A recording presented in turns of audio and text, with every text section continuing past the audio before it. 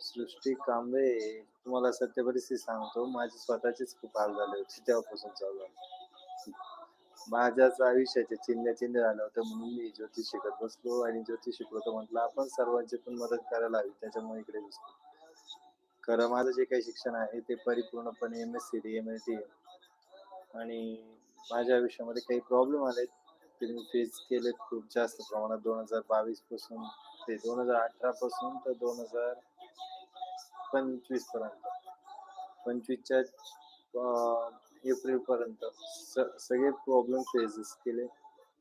मग त्याच्याच दरम्यान 2024 पासून मी शिक्षण घेतलं आहे ॲस्ट्रोलॉजीचं संपूर्णतः. त्यानंतर मग करतोय आणि याच्यातच मला सक्सेस पण मिळालं. याच्यात सर्व काही झालं